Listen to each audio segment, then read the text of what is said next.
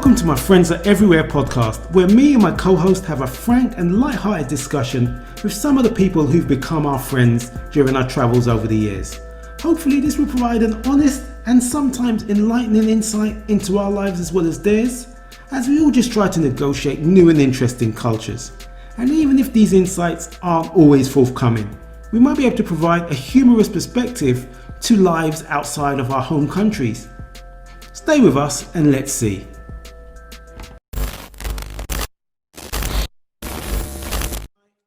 It's similar to Hong Kong in a way, but I still prefer Hong Kong, definitely. And you made a good choice. You made a good choice there, Quinlan. That's nice. You got that open internet in Hong Kong. No VPN needed.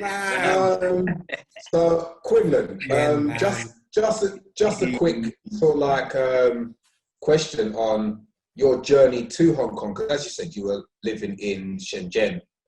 Ducked out, didn't it? Ducked out China. Yeah. So what was? Give a chance. So how did you navigate your way to Hong Kong? What was your journey itself?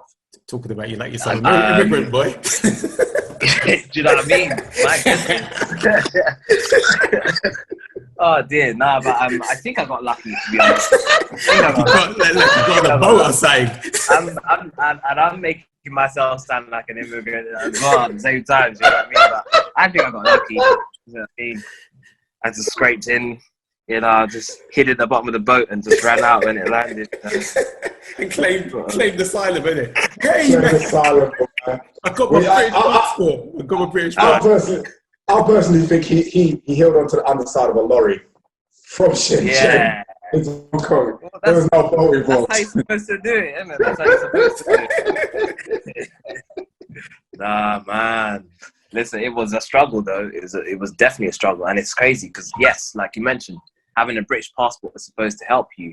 But the reality is I did not find it easy, and I still don't feel as if I'm here. I'm still searching for better opportunities. I ended up taking an opportunity that wasn't as good as I was hoping for. I was really hoping to work in an international school. Right now, what I'm doing is not exactly that.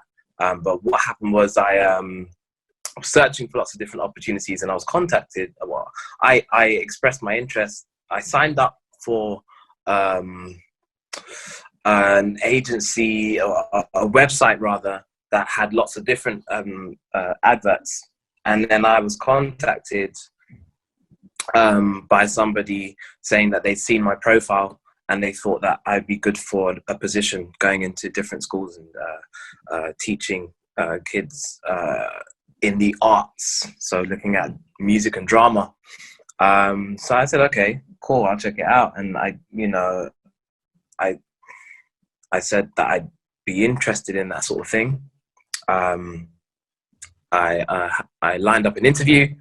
Next thing I know, we're talking about visas and getting me over here. So that really went well because I didn't have anything else going for me at the time. I was in Cape Verde. Cape Verde. I was on holiday with my family in Cape Verde. Africa. Yeah, this is September now. This is it, man.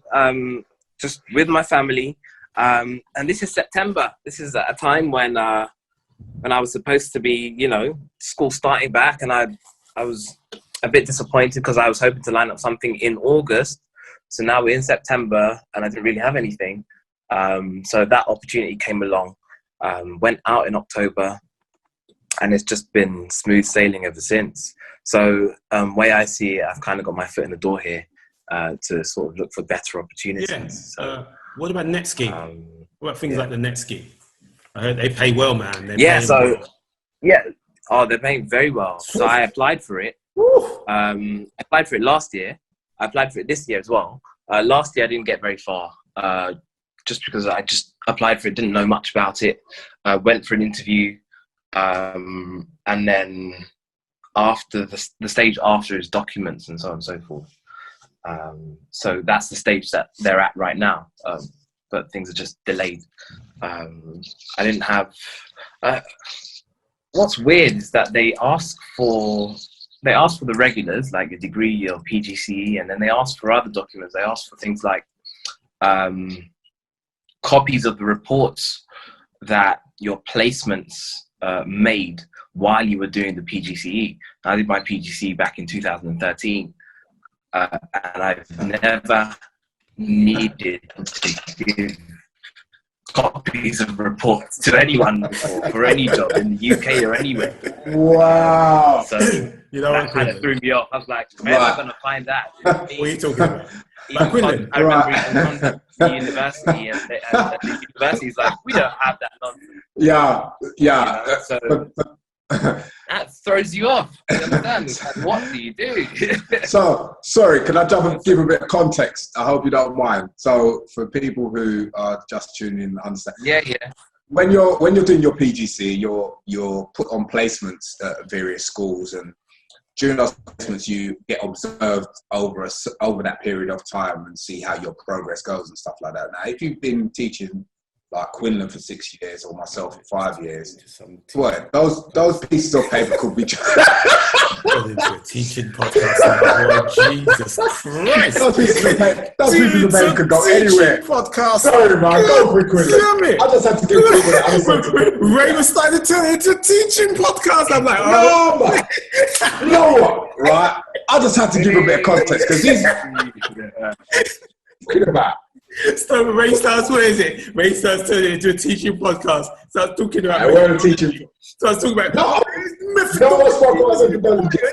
The simple thing. See, this is the thing. We're going to get into this kind of discussion again. We're me and Kenny are going to have an argument, and we've got guests in the studio. Hey man, I just started sitting back. I was like, man, this is turning into a teaching. Oh my gosh. The teachers around the world are like, have you heard that podcast? What? They talk about teaching methodology. Yeah. What can I say?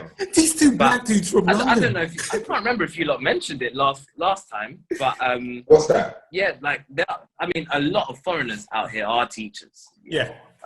Whether that's fully qualified teachers or whatever. A lot. Man, don't start talking about teaching quality. Kenny's going to get upset. Aye. So, we want to talk about some of the juicy stuff anyway. Yeah. Just skip to the juicy stuff. Don't talk about what people are here doing. Hey man, but they are doing teaching. But all I'm saying is, okay.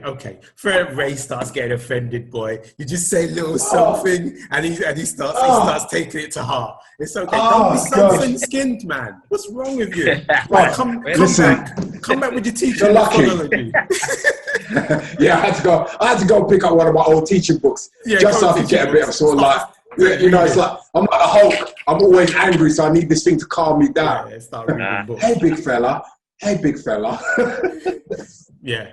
All right. So great. We've heard a lot about Quinlan. It's really interesting what you're doing, and invariably, there's going to be you've got a lot more of your journey to follow as well. It's going to be great. Yeah. So let's talk about